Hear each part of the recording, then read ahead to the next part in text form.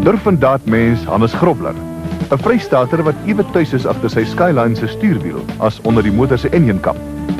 'n Man wat Sterling Moss se leuze deurentyd toepas. Om eerste te eindig, moet 'n man eers eindig.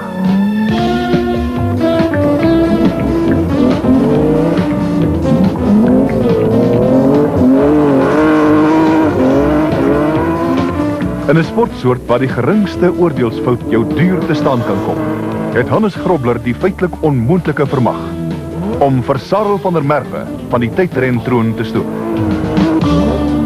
Asof dit nie voldoende was nie, wen hy en Piet Swanepoel ook die nasionale veldrentitel. Laat dit 'n mens nie breë bors voel nie. Om 2 motorsporttitels in 1 seisoen te wen, is 'n wonderlike ervaring. Ons het dit baie geniet om aan die tydrenne en die veldrenne deel te neem. En ek dink dit is ook te danke aan Nissan se betroubaarheid dat ons so goed gedoen het. En glo my rygoed het dryfkrag.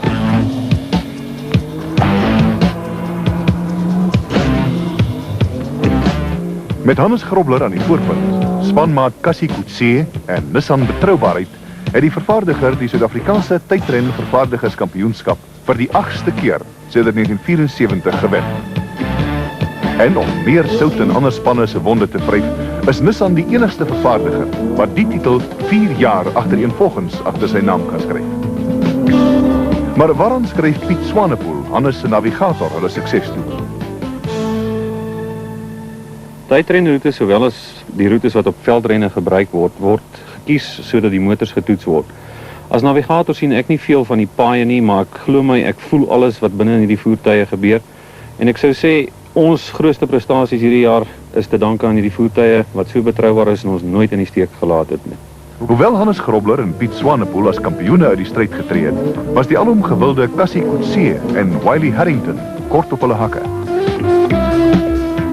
Ek neem vir 14 jaar in tydrenne deel en daar seker van die motors wat ek graag sal wil vergeet. Maar een ryding wat ek glad nie kan vergeet nie, is die Nissan Skyline, wat ons die afgelope jaar in die Suid-Afrikaanse tydrenreeks gebruik het. En die motor het my nooit in die steek gelaat nie. Nog 'n onvergeetlike Nissan Skyline is die van die renjaer Hennie van der Linde.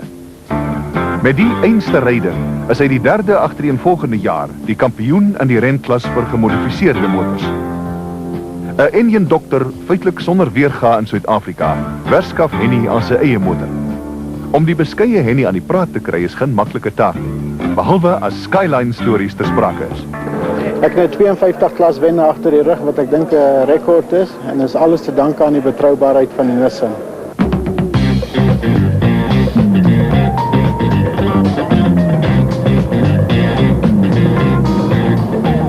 Unbeatable in Class B, the van der Linde Nissan Skyline combination is often a super-fast clockwork-like threat to bigger engine cars in Class A. To prove the point, the Skyline beat the best, overall, on no less than 6 occasions. With under-bonnet modifications to the crankshaft, camshaft, cylinder head and ports, output is doubled for circuit use. Yet the power plant is as reliable as that of a standard road-going Skyline.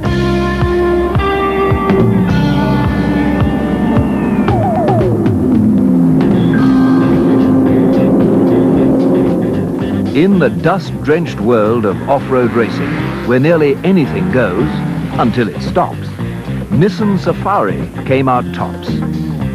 Bumping and bouncing its way to the National Off-Road Championship, the Safari, once again with Hannes Grobler and Piet Swanepoel in control, chalked up numerous victories on some of the worst terrain in Southern Africa.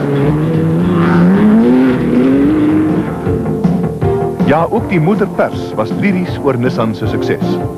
3 rensporttitels in 1 seisoen is nie kinderspeletjies nie.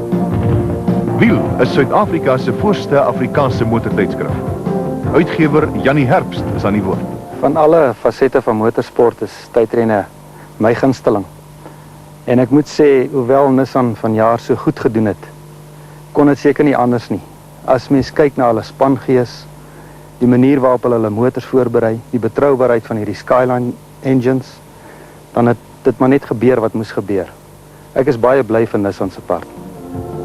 Motor Scene editor and ex-rally driver John Oxley. You know, what I like most about the Nissan effort this year in racing, rally and off-road is the vehicles with which they started. They didn't go shopping overseas and buy the most fancy stuff that was designed only for racing, or only for rallying, or only for off-road. They started with ordinary vehicles. Skyline that Hennie von der Linde has won 50, 51, I can't remember, it's so many races in a row. Started as an ordinary Nissan Skyline. Skyline that Hannes Krobler has won the championship with was an ordinary Nissan Skyline, straight off the shelf. And even the Safari, he decided to go into, Hannes Krobler and Pete Swanepoel decided to go into off-road racing. They started with a Safari. It's an ordinary, straightforward Nissan Safari.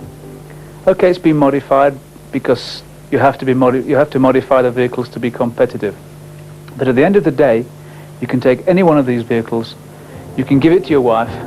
Of course, you've got to remove a lot of dust and dirt and filth, but you can go shopping in it. It's an ordinary, straightforward, everyday vehicle.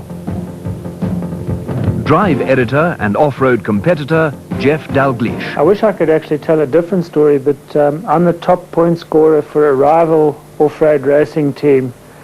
But all year I've eaten the dust of the Nissan Safari. The totally dominant combination has been the four-wheel drive Nissan, Hannes Krobler and Pete Swanepoel. They've actually achieved a unique feat of a perfect score in off-road races. This has never been done before. Wheels-uitgewer en televisieaanbieder Adrie Besuidenhout. Nissan het vanjaar wat motorsport betref eintlik Gary Player se wenresep toegepas, want hy sê mos hoe harder jy werk, hoe beter raak jou geluk. Nou hulle het baie hard gewerk, hulle huiswerk baie goed gedoen. Goeie produkte gehad, van die beste jaars, van die beste navigators en ook van die beste dienspanmense. Ek gun hulle sukses.